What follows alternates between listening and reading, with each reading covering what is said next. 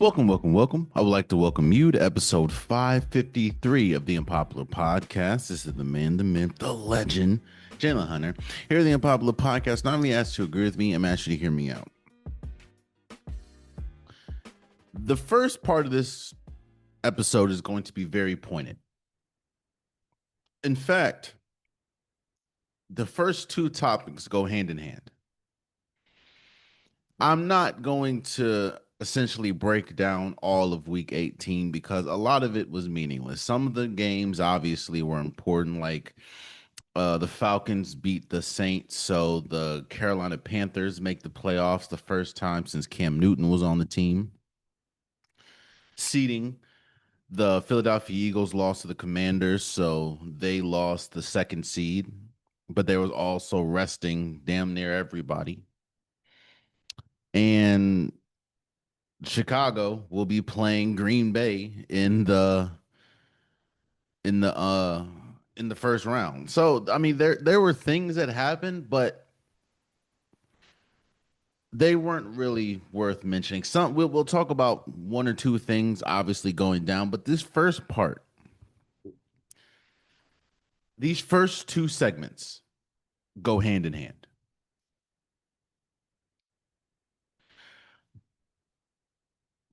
This entire season, for the last few years now, the term has been the Ravens find a way to lose. And what that usually has meant is what that usually has meant. What that's meant was the Ravens would be in prime position to win, whether they'd be the favorites, whether they'd have 10-point leads or double digit leads going into the fourth quarter. There would be a lot of situations that favor the Ravens winning the game. And by game's end, they would have lost in spectacular fashion. And going into week 18, it was all on the line. The division was on the line, a spot in the playoffs was on the line. And you just knew one of two things were going to happen. The Ravens were either going to win in decisive fashion or they would find a way to lose. You see, this entire season can't just be chalked up to one game, but this one game embodies the entire season. You see, what have the Ravens been this entire season? Underachieved, or they've been an underachieving team. They've been an injury prone team. They've been a lackluster team in a lot of situations. This team did not really deserve to be in the position they were in when you look at the totality of the season, yet and still they were in that position. They were in a win or essentially win or go home game against your divisional rival, one of the best rivalries in all of football, the Pittsburgh Steelers. You see, going into this game, questions swirl. Are the coaches on the hot seat, both John Harbaugh and Mike Tomlin? If the Ravens lose, will John Harbaugh be fired? If the Steelers lose, will Mike Tomlin be fired? Both teams, whichever one didn't make the playoffs, you can say drastically underachieved. You have Aaron Rodgers for the Steelers, Lamar Jackson for the two former MVPs. The history for the Ravens has been they've been a stout defense. The history for the Steelers is they've been a stout defense. So there was a lot on the line for both teams going into it. But obviously what I want to focus on is the Baltimore Ravens. So you get into the game, and it's looking like a typical, oh, this is going to be a Baltimore Ravens game. They go up 10 quick. Lamar Jackson looks good. They just feed Derrick Henry, something that they have not done all season. consistently. It's looking, they have all the momentum. Now, everyone is going to talk about the kick at the end, and obviously, I'm going to get to that. And I think that was a huge part. But the thing that I really believe won Pittsburgh this game, oh, for people that didn't watch, the Pittsburgh Steelers won 26-24. The thing that I think really won then the game was the time between the second quarter and the end of the third. The Baltimore Ravens momentum and groove is a very important thing in football. When you don't have the momentum, it's a killer to go against. When you're not able to get into your groove, it's almost impossible to get set.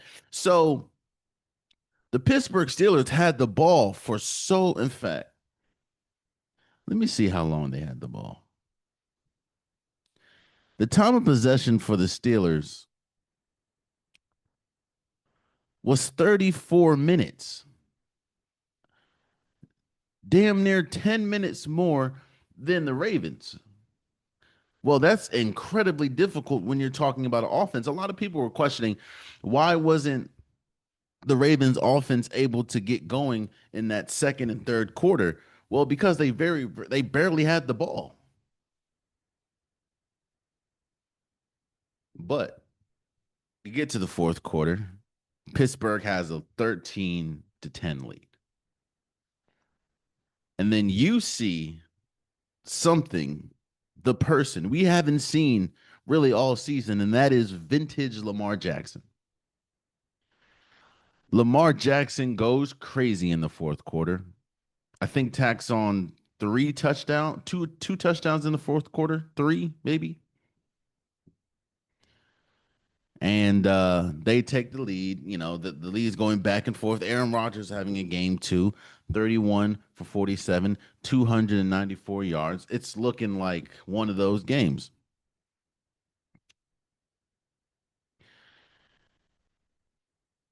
Let me, before I get to the kick, I can't stress this enough.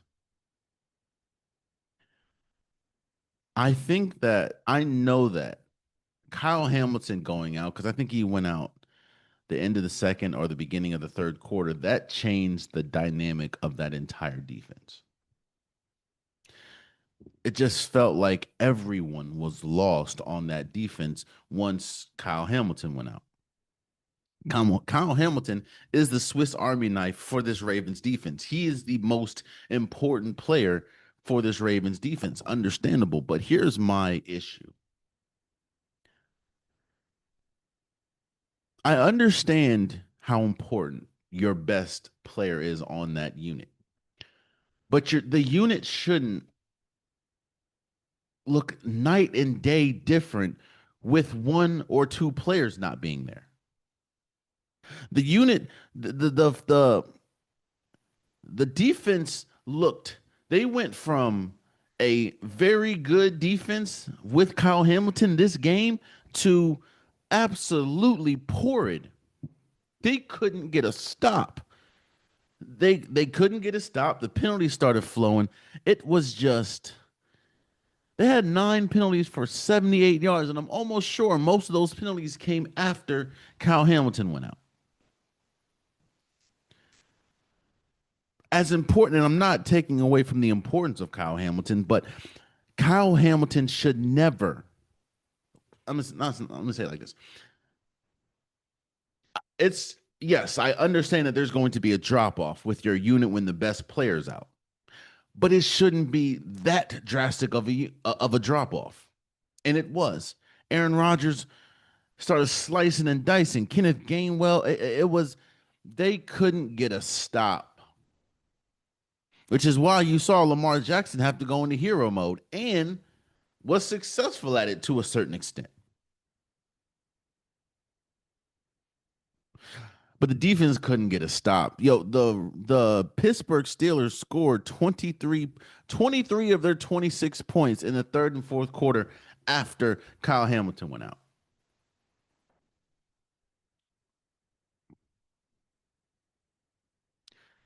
But then we get to the final kick. Actually, before that, Pittsburgh scores, and one of the most accurate kickers in football, Chris Boswell, missed an extra point. The first time I believe he missed an extra point in 8 years.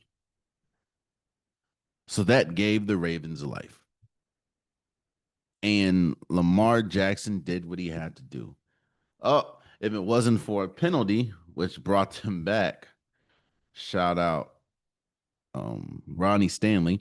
But Lamar Jackson, 4th and 7, I believe, threw the ball, incredible placement to Isaiah Likely. He catches it, makes it essentially a 44-yard kick.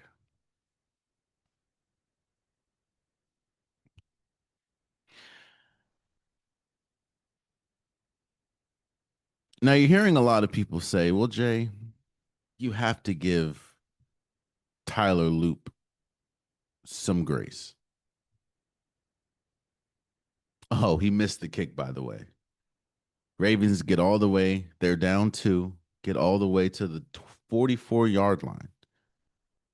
Or get all the way to the 24-yard line, which makes it a 44-yard kick. And he misses it. Hard right. Ravens lose. Like I said in the beginning, find a way to lose. Ravens are at home. Pittsburgh Steelers is on to the playoffs. Now, people are saying, yo, Jay, you have to give Tyler Loop some credit. He was one of the most accurate kickers this year. This was his first miss within 40 or 50 yards this season. Um, he's a rookie. He was devastated. He was crying on the field. No. And here's why I'm not going to give him grace. Obviously, I don't think that he's a bad kicker, you know. But here's why I'm not going to give him grace.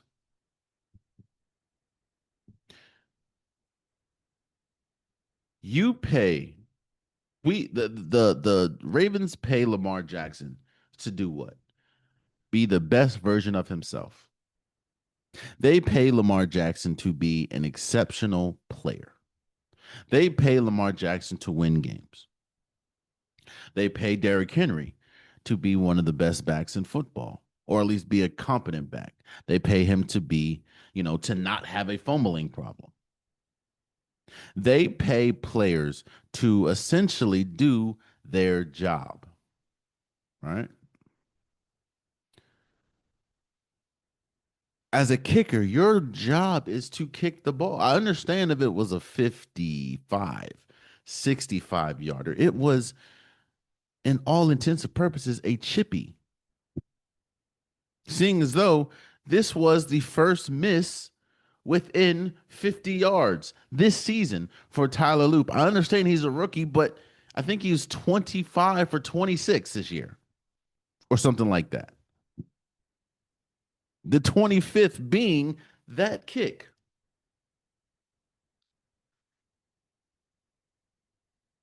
The Ravens find a way to lose. You had one job, bro. Obviously, I think he's gonna bounce back. I think he's probably gonna be an incredible player. Shout out to him. But you had one job and you weren't able to do it to the ability that you were supposed to. And because of that, the Ravens are home.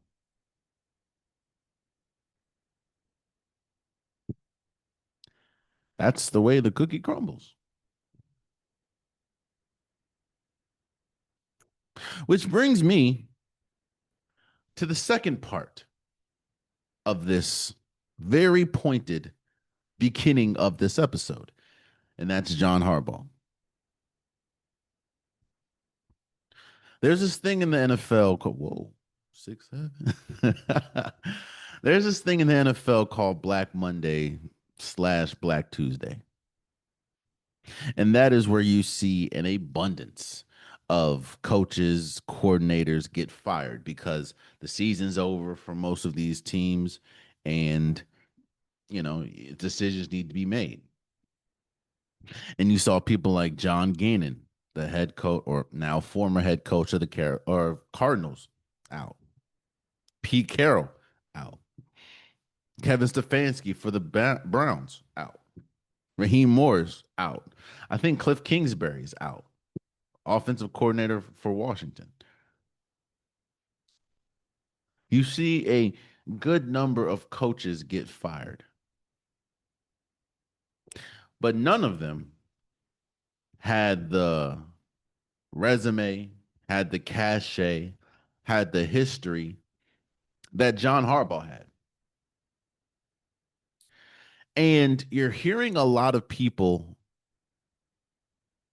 on both sides of the fence. One side saying it was time. He should have been fired a long time ago. John Harbaugh had to go. And there's some people that's saying, well, he's been there for 18 years. He's a Super Bowl winning coach. He's one of the best coaches in football. The Ravens, there was a lot of reasons that the Ravens underachieved this year, and John Harbaugh's not one of them. John Harbaugh was a great coach. John Harbaugh is the best coach on the market right now. Let me address it all. Not point by point, but let me address it all. Do I think that John Harbaugh is a good coach? Yes. That's one thing that I believe has got misconstrued in all this. I don't think I've ever said that he's a bad coach. In fact, on the contrary, I do think that John Harbaugh is an exceptional coach. The fact that you can be somewhere for 18 years is incredible. The fact that he and Mike Tomlin were the two longest tenured coaches is incredible. I think that John Harbaugh is an exceptional coach. But two things are very true in this situation. While I think John Harbaugh can be an exceptional coach, I do think that his time ran out in Baltimore. You're hearing reports saying that he lost the locker room, which is usually what happens when you've been there for 18 years and you haven't reached the success in a while that you're supposed to. You see, there's a reason why a lot of people kill the Baltimore Ravens, more specifically Lamar Jackson, because he's the only, I believe, two-time, multiple-time MVP to never touch a Super Bowl. I'm not saying win, I'm saying touch a Super Bowl. And with that, they kill Lamar Jackson a lot of times. Hell, there's pieces on the internet right now saying that Lamar Jackson is a fraudulent two-time MVP. They're saying Lamar Jackson is one of the most overrated players because when you, obviously, the MVP being the best player, the most valuable player that season, you being that twice and not reaching a Super Bowl is cause for concern.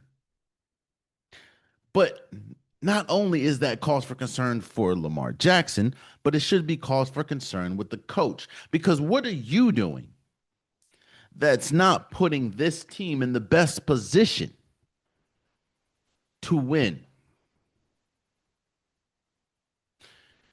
And it goes back to what I was saying about finding ways to lose. I don't, and shout out to Nick Wright from First Things First. He laid it out perfectly. I can't. It's almost hard to describe how heartbreaking these last few years have been, or the last few endings have been for the Ravens. It's not like, oh, they just didn't make the playoffs. Like it is what it, or they just weren't that good. No, it's been heartbreak. I'm not gonna go down the entire list, but 8 out of the last 9 years has finished in heartbreak. Eight out of the last nine. But I'm not even going to go through all eight. I'm just going to go through the last three. Zay Flowers, you're in the AFC Championship. Best defense, historic running game. You're in the AFC Championship. In the first half, you forget that you're a great running team and you just throw the ball all over the place. But Zay Flowers has the ball. Lamar Jackson throws it, catches it, goes. He's at the goal line. And instead of just going in, which you if he would have just went in, he would have scored. He pokes the ball out. Or he reaches the ball out. The Chiefs poke it out. Instead of it being a touchdown, it's a touchback. Ravens lose. The very next year, Ravens are in the divisional round against the Buffalo Bills. While Lamar Jackson doesn't have the greatest first half, he has a magical second half. And Mark Andrews not only fumbles the ball, but in the game tying 2-point conversion, I know a lot of people are going to throw it on Lamar. Oh, he could have threw a better pass. It hit him right in the chest, and Mark Andrews drops it. They lose by two. And then this year, you fight. Lamar Jackson hasn't looked great all year due to injury. You fight. Lamar Jackson looks like the Lamar Jackson of old in the fourth quarter, and you're down two with a 44-yard kick, and the rookie kicker that's been sensational all year misses. You don't even make the playoffs. Those are just the last three. But again, 8 of the last 9 years has finished in heartbreak. And when I say 8 of the last 9, that ninth year, I think, was the game against Lamar Jackson had the pick six, I think, against the Buffalo Bills. We could talk about Tyler Huntley had the scoop against the Bengals. The scoop and score at the a 99-yard scoop and fumble and score. Like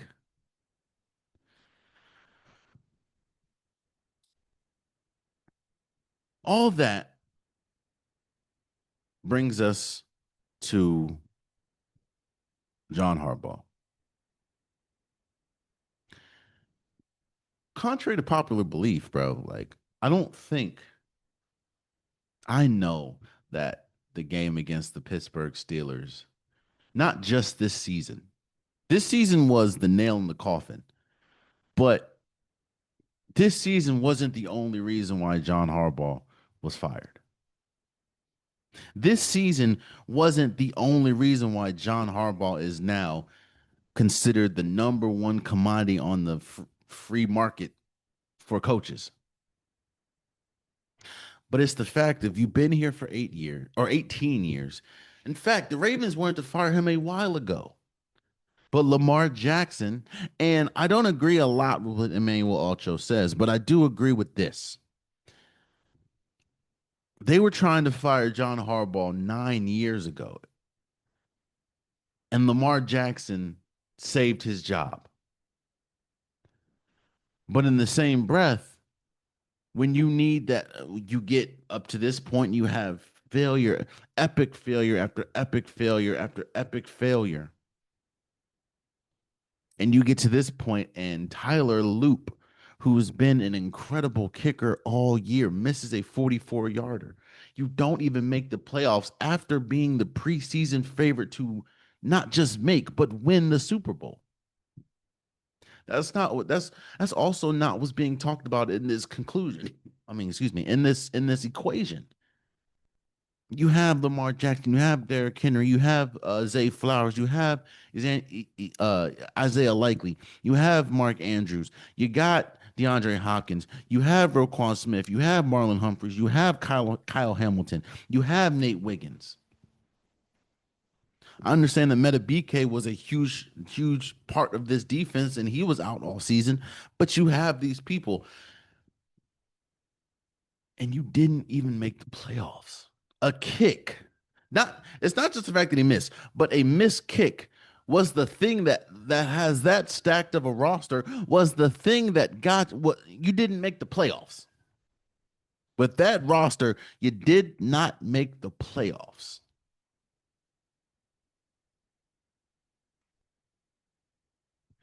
And I will admit, I believe that me, along with most people, overvalued this roster. Marlon Humphreys didn't look good majority of the year. Roquan Smith had his moments. In fact, really the only consistent defensive player was Kyle Hamilton the entire season. And with the Lamar Jackson injuries,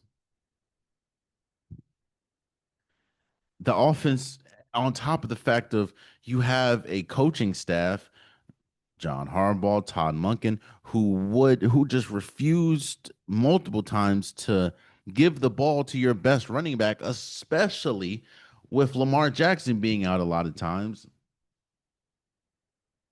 That's what leads you here.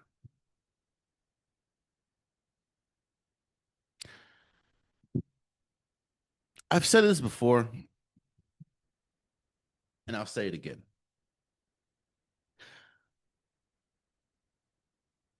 Usually, when you get fired from a job, unless you do something just egregious, usually when you get fired from a job, it's not that last thing that you did. It's a culmination. It's a culmination of a lot of things. It's they have they have a case for you, multiple incidences, and that last thing is usually the icing on the cake.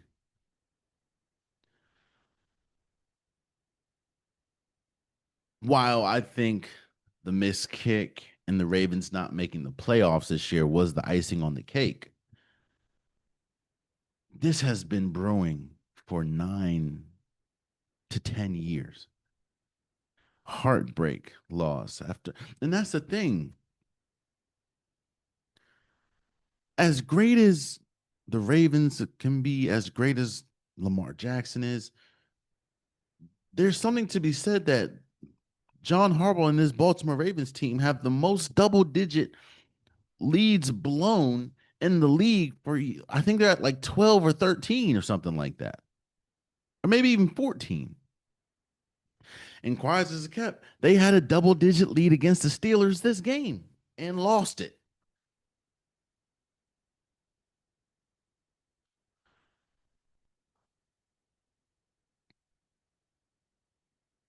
So I think two things could be true. I think two things are true.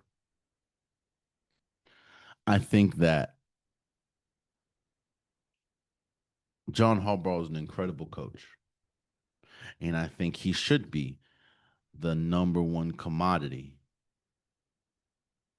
when you talk about any team that needs a coach right now. Look at the Giants. Look at the Falcons. I think that John Harbaugh should be your first option.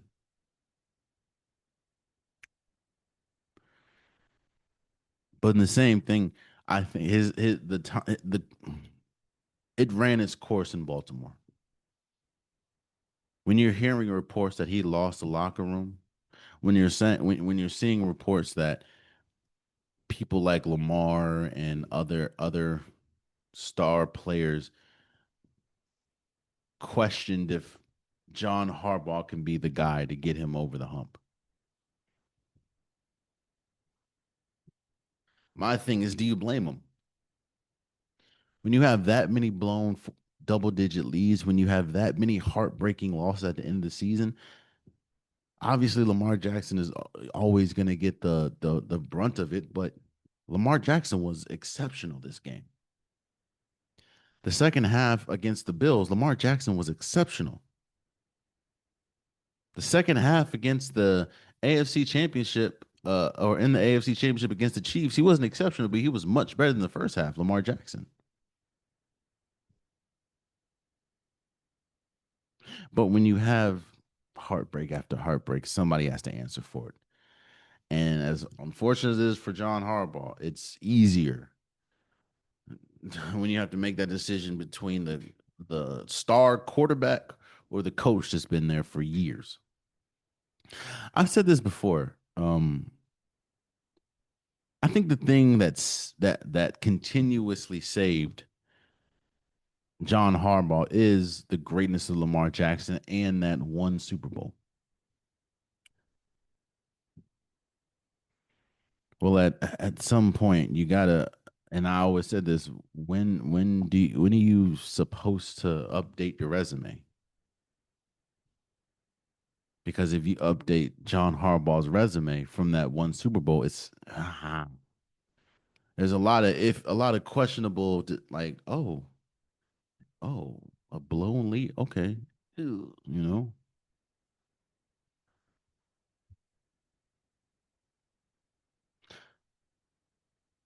If the Ravens want to get back because they haven't been a stout defense since that AFC Championship,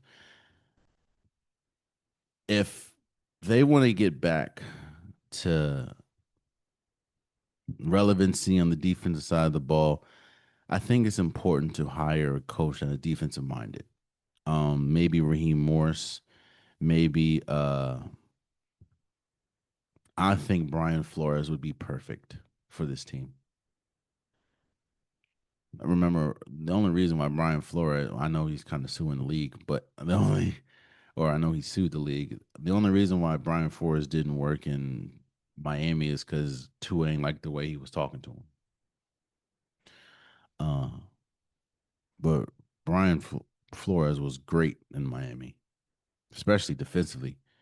Uh, or I think they said the lead candidate right now is the defensive coordinator for the Chargers. I don't remember his name.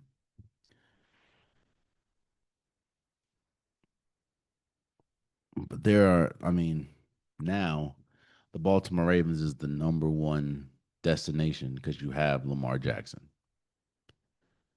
But it's very important to to because Zach Orr is gone, so you have to get someone that can bring in maybe Robert Sala. I mean, his defenses were good. He just coach for the Jets. I don't know, but this is a very pivotal offseason, not just for the Ravens now, but for John Harbaugh. And it was time to go. So we'll see. But I'm gonna give on Saturday's episode, I'm gonna give my predictions for the first round of the playoffs, so or wild card. So we'll see. Um, but speaking of we'll see, I'm almost sure when you told somebody that we would see a player rival the dominance of Lawrence Taylor on the defensive side of the ball, people that lived in that Lawrence Taylor era would probably laugh or probably scoff or say you don't know what you're talking about. Lawrence Taylor was far and beyond the greatest football player we've ever seen. I'm sure that's probably what they would say until they saw someone like TJ Watt. And while TJ Watt didn't have the longest dominance run, TJ Watt, when he was on that dominance run, was one of by far the greatest defensive players we've ever seen. So I'm sure that people that watched that JJ Watt era would say, oh, there's never going to be anybody as dominant, as great as TJ Watt. I mean, as JJ Watt. Until you saw Aaron Donald. And I am one of those people that say Aaron Donald is the greatest defensive player that I've ever witnessed. I'm not trying to disrespect. I know JJ Watt was great, but I think Aaron Donald is just that much better. I I've never really watched Lawrence Taylor. I saw highlights and everything, so I'm never going to disrespect Lawrence Taylor, but TJ Watt is the greatest defensive player that I've ever witnessed with my own eyes. And there's a bunch of people that agree with me.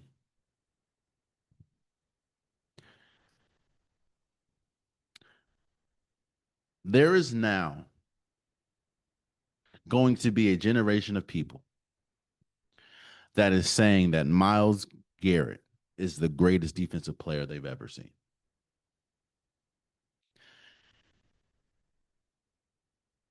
And I am one of those people that's going to say that Myles Garrett is one of the greatest defensive player I, I've ever seen with my own eyes.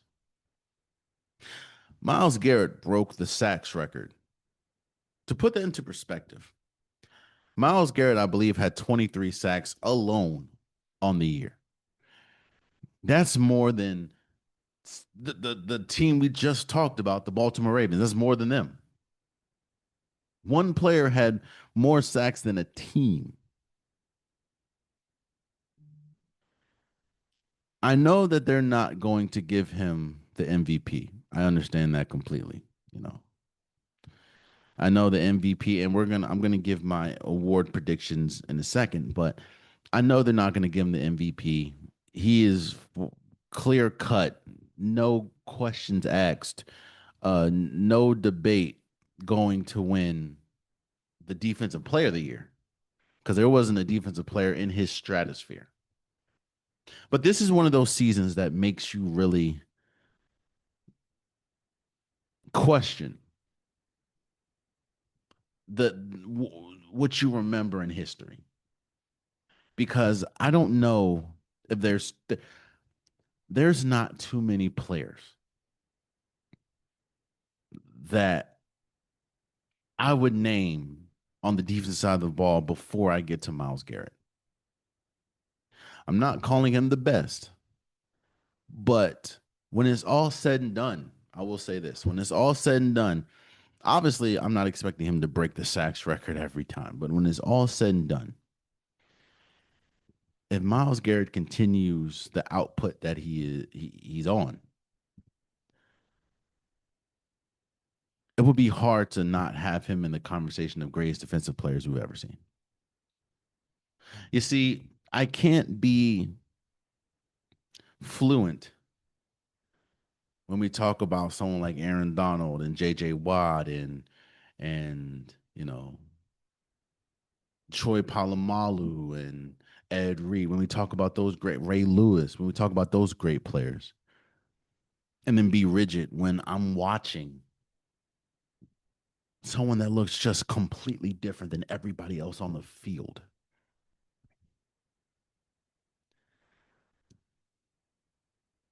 Myles Garrett, this was his year. This was his when you trying to build a case for why someone should or should not be in Canton. Myles Garrett, I believe he can even. I know. I think the Browns won 4 or 5 games this year, and I know that Myles Garrett and the Browns, not just Myles Garrett, and the Browns haven't been good, honestly, since Baker Mayfield was there. But I believe with this record, with this season, if Myles Garrett stopped today, I think the conversation for him being the greatest of all time is done. But if he would have stopped today,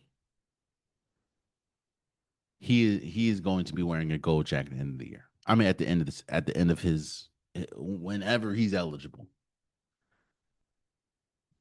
Congratulations, Myles Garrett, for breaking the sacks record, something that never thought was going to be broken. I know T.J. Watt and Michael Strahan held a tie for so long, and now Myles Garrett broke it. And I couldn't expect or I couldn't imagine a better person to do that. When you look at the physical gifts that he has compared to somebody else, it's very easy to understand why Myles Garrett is who he is. So congratulations for breaking the NFL sacks record.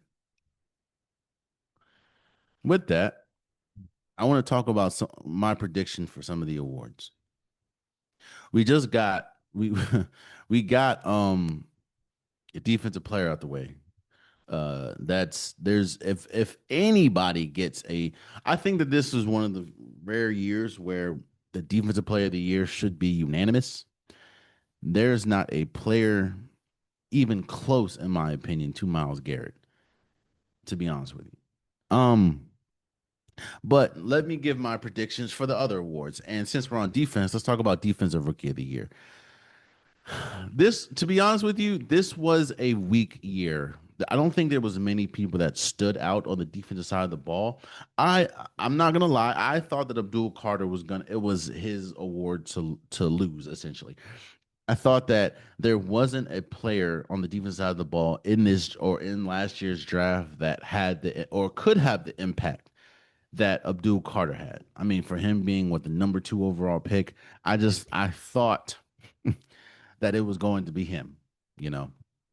And he disappointed this year. I'm not saying he didn't have a good year, but I think Carson was a Showisinger, Showesinger. I know I said your last name wrong, bro. If I did, I apologize. The linebacker from Cleveland, I think he's going to win defensive player or defensive rookie of the year. I don't think that there was anybody. I know a high ankle sprain, he missed some time, but there wasn't. Abdul Carter didn't really have that breakout year. Uh, I think what Carson Schwessinger, I think that's how you say your name. I apologize if I mess it up. I think he's gonna win offense or defensive rookie of the year. This wasn't. This was a tough award because I don't think there was really anybody on the rookie side that stood out like that. So yeah, I'm gonna give it to Carson Schwessinger, offensive rookie of the year. Now, usually you want to give it to a quarterback or something, and I know Jackson Dart definitely.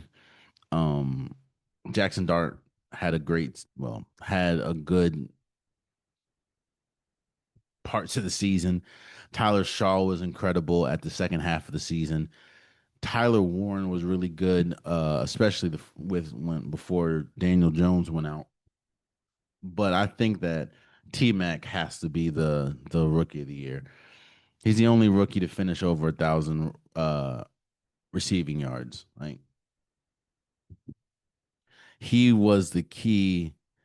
And when you look at the other people that it could be, Emeka Ibuka, he's not in the playoffs. And I thought for the longest he was a lock until the the offense kind of just plummeted for the Bucks. Jackson Dart's not in the playoffs. Tyler Shaw's not in the playoffs.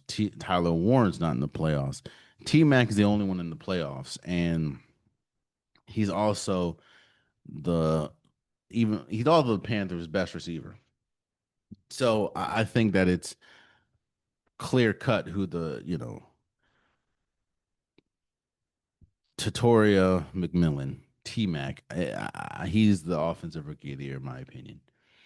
I think again, if Emeka Buko continued to have a strong year, I get it, but that's who I'm going to give it to, T Mac. Um, let's go with comeback player of the year. Now, a lot of people are going to say Aiden Hutchinson. A lot of people are going to say Chris Olave. Even though they didn't make the playoffs, I think the comeback player of the year should be Dak Prescott. As much as I'm not a fan of the Cowboys, I have to admit Dak Prescott was one of the best when you talk about just that. So one of the best quarterbacks in the league this year. Um, when you see what he did with CJ or CeeDee Lamb and Pickens. The offense was not. There's a reason why Matt Eberflus, who was the defensive coordinator for the Cowboys, was quickly got fired. They were, I think, last in a lot of areas on the defensive side of the ball. The offense wasn't that much an issue. While there were times when it sputtered, the the offense wasn't terrible, and Dak Prescott was a big reason for that. So I would say the comeback play of the year would probably be Dak Prescott if I had. I know people are going to say, "What about Phillip Rivers?" Calm down. We did that before already with Joe Flacco. We're not going to do that again. I think um I would give the comeback play of the year. I think it would probably be neck and neck with Chris Olave and Dak Prescott. I would probably give it to Dak. So coach of the year. To me, there's a lot of good candidates. Ben Johnson getting the Bears in the playoffs. Kyle Shanahan getting the 49ers in the playoffs. M- Uh, what's it? Why am I drawing the blank on his name? I think there's a lot of coaches, but I think that McDonald from the Seahawks should get it. The fact of you're in a division where two other teams made the playoffs, and not only did you make the playoffs, but you're the number one seed in the East or NFC. You're the number one seed in the NFC with the Rams, Sean McVay, with the Rams and Sean McVay and Kyle Shanahan and the 49ers being in the playoffs. You are the number one seed in the NFC with Sam Darnold, with that vaunted defense. I think Mike McDonald should be. I think he's a clear cut coach of the year. Um, Again, you had a great season from Sam Darnold, a great season from Jackson Smith and Jigba, one of the best seasons from Jackson Smith and Jigba we've seen from a wide receiver in a while. I think Mac McDonald should be coach of the year. Let's go to offensive player of the year. Um, to me, it comes down to two players. It comes down to Jackson Smith and Jigba and Puka Nakua. Uh, and unfortunately, I think even though they did not match up against each other, I cannot stress that enough. I'm talking about two wide receivers. So there's never a time where both of those wide receivers are on the field at the same time outside of the end of the game when they're dapping up, good game and everything. But when the Rams went up against the Seahawks and Puka Nakua went off, like Puka Nakua went crazy. I think Puka Nakua is going to win I'm going to offensive player of the year. Puka Nakua was great. Even with he missed a game with an ankle injury, he was incredible, bro. There was not two offensive players that were better than Jackson Smith and Jigba and Puka Nakua, and I'm gonna go with Puka Nakua to win Offensive Player of the Year, which brings me to MVP. And I know they're not gonna give it to Myles Garrett. That would be my pick. Um, it's between Matthew Stafford and Drake May, and in this you have to ask yourself, what do you value? Do you value more wins since the I think the Patriots have more wins, even though they did have a weaker schedule? Or do you value passing yards? And because Matthew Stafford has more passing yards and more touchdowns, and even though I do think Drake May has less interceptions, both teams are great.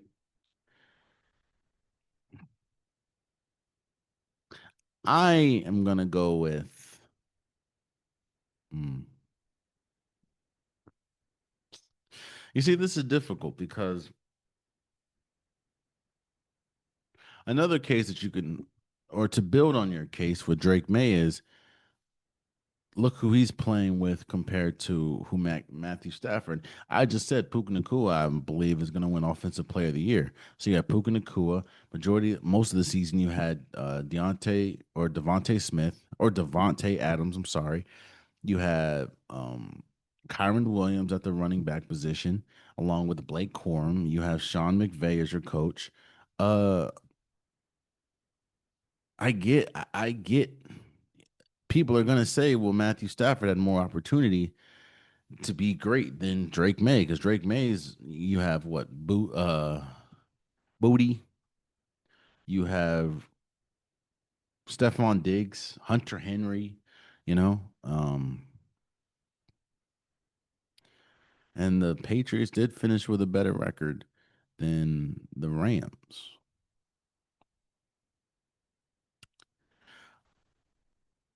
But I'm gonna go with Matthew Stafford. I'm gonna go with Matthew Stafford. I think Matthew Stafford is the engine, even though the defense was great, is that has been the engine for this high powered offense that is the Rams.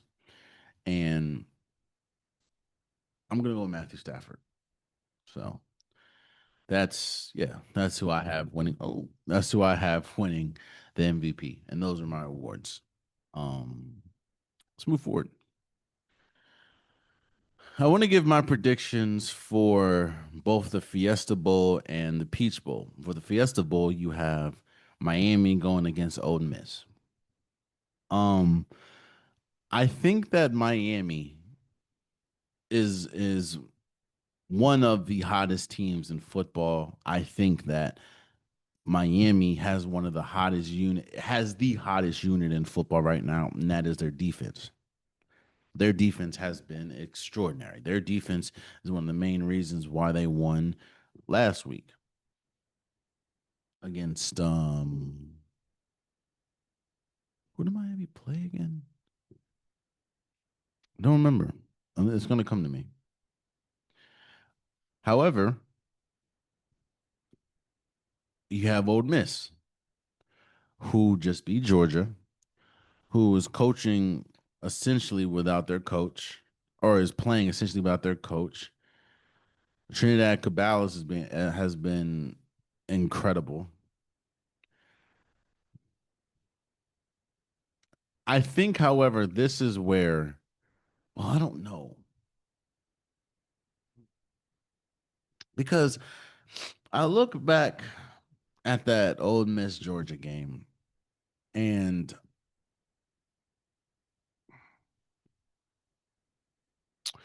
and Georgia has a great defense. But Georgia's defense, as great as it is not playing like Miami's defense.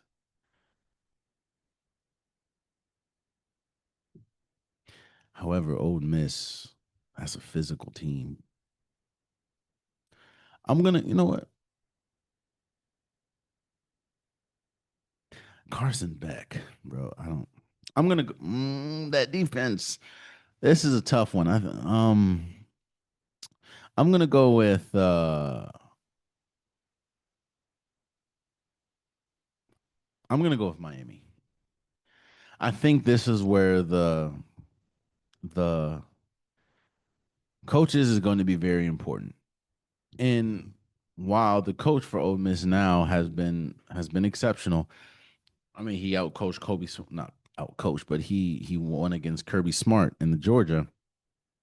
I think that but then Mario Cristobal, he be fumbling in these moments. But I think that there's not a unit better right now than Miami's defense, and I think that's going to be a tall task for Ole Miss to beat.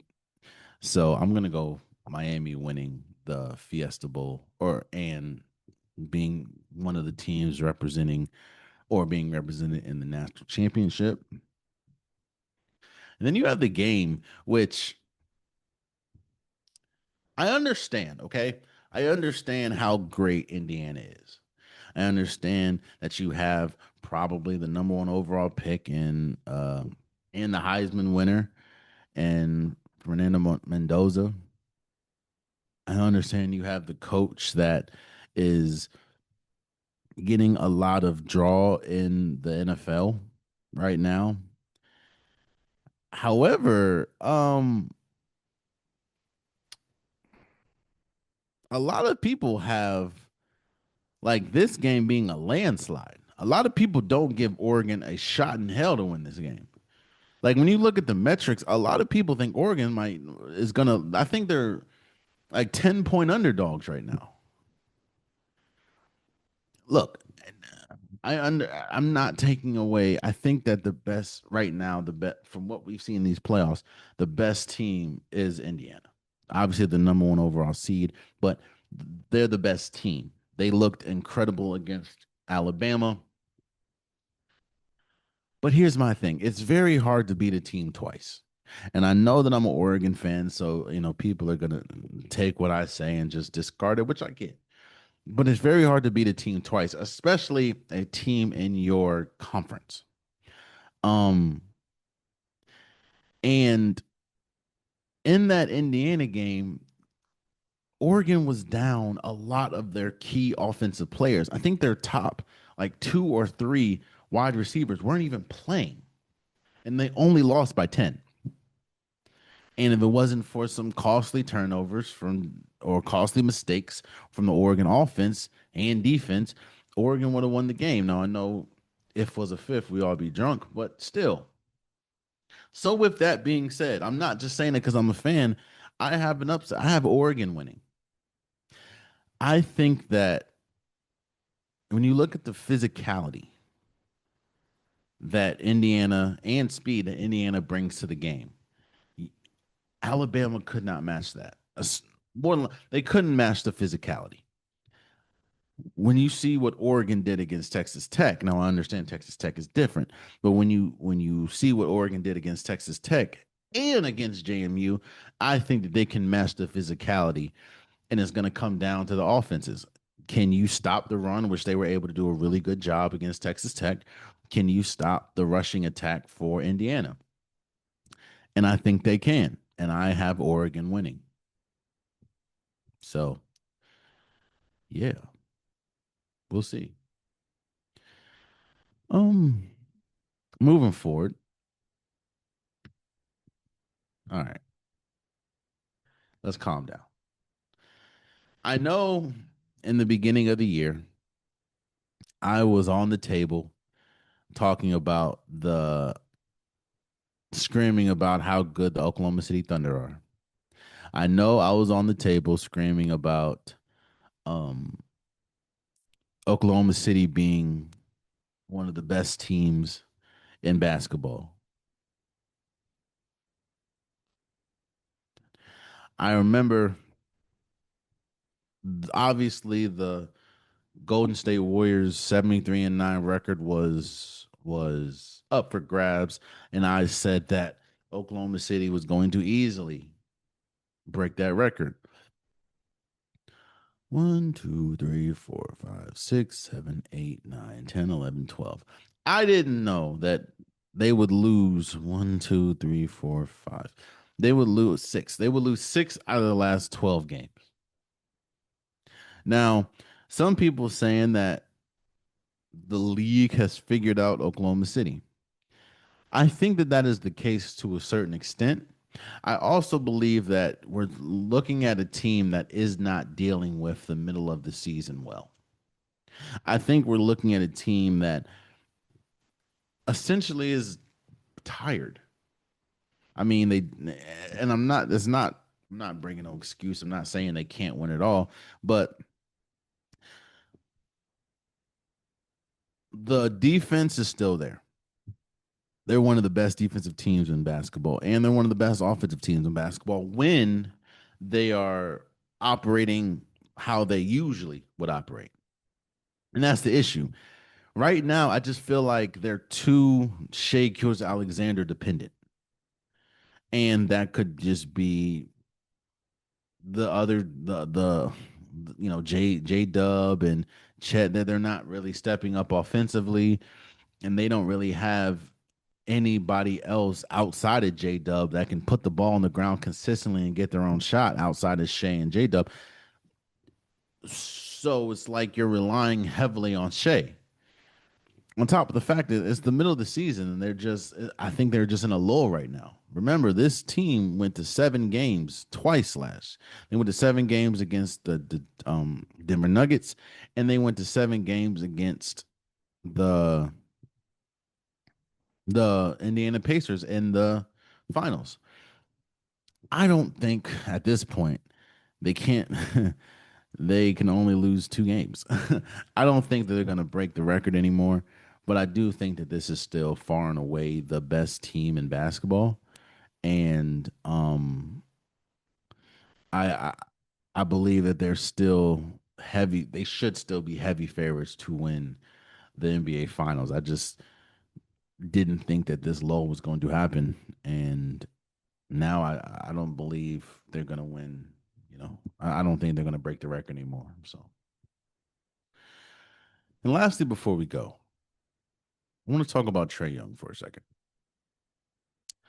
because Trae Young's name now is heavy in talks when we talk about trades, and it's almost a foregone conclusion at this point that Trae Young will be traded from Atlanta. You're hearing teams like uh, Dallas, you're hearing teams like Washington. I think that this really has to be a look at the mirror moment for Trae Young. One thing that we say on this podcast, and one thing that's said in sports a lot, is people tolerate a lot when there's winning or when there's production happening. And you can tolerate a lot when Trae Young is putting up as many points as he usually puts up. In fact, let me see how much Trae Young is averaging right now. Trae Young is averaging 19 points a game. Usually, now I understand that Trae Young missed some time and is out now, but this will be the first time that Trae Young averages less than 24 points a game since his rookie year. So Trae Young averaging last year 30 points, 25 points, 28 points, 26 points, 26 points, 24 points, and his rookie year was 19.3. Right now he's 19.1. If this sticks, that would be the lowest he's ever averaged. On top of the fact that, oh, I'm sorry, the lowest is 19.1. Right now it's 19.3. Last year was 24. You already There's already a bunch of reports saying that teammates don't really like playing with him. Other players in the league don't really like Trae Young. On top of the fact that he is a major defensive liability, right? So you have all that. And the team looked better without you. You've only played 10 games this year. I don't know Trae Young personally. Obviously, I don't know what he has going on, but what I do know is this. A player as talented as him, one of the better offensive players, is damn near unmovable. It seems like the only 2 teams right now that could be viable for Trae Young are 2 teams that essentially don't have a shot or one team that's trying to clean house, the other one that Washington doesn't really have a shot to do much. That's a look in the mirror moment. I'm not saying that Trae Young is going to get better defensively overnight. That he's never been a defensive player, but there's something about his personality that makes people just not want to play with him or not like him. So that's something you might got to figure out, but we'll see. I think a fresh start is needed, and for Trae Young, but I also think that there needs to be some soul searching. So we'll see. And there you have it. That's been today's episode of the Unpopular Podcast. I truly, truly appreciate you guys If you want a Popular Podcast shirt, hoodie, sweater, long sleeve joggers, the link is in the description below. I have multiple different colors, multiple different designs. Get your Unpopular Podcast merch today. Also, please subscribe to the YouTube channel. I'm trying to get as many subscribers as possible. If you like the content, tell a friend to tell a friend to tell a friend to subscribe. It definitely means a lot. Also, for my DSPs, Apple Podcasts, Spotify, SoundCloud, wherever you get your DSPs, the Unpopular Podcast should be there. If you want to hear this luscious voice of mine, please continue to follow, rate, share, comment, all the above. I'm trying to grow the podcast unilaterally, and I cannot do it without you guys' help. So please, please, please follow on the DSP, subscribe, all that. Also, for the socials, Instagram, TikTok, Facebook, I post pretty much daily there. That's where you get reels. That's where you get, we can go back and forth in the comments. I don't mind going back and forth. Just keep it respectful. It means that you have an opinion and you're listening to what I'm saying. Both I appreciate. So please follow and comment. And again, you keep respectful. I don't mind debating. I appreciate you guys. But don't comment and not follow. Like, what are we doing? Until next time, much love.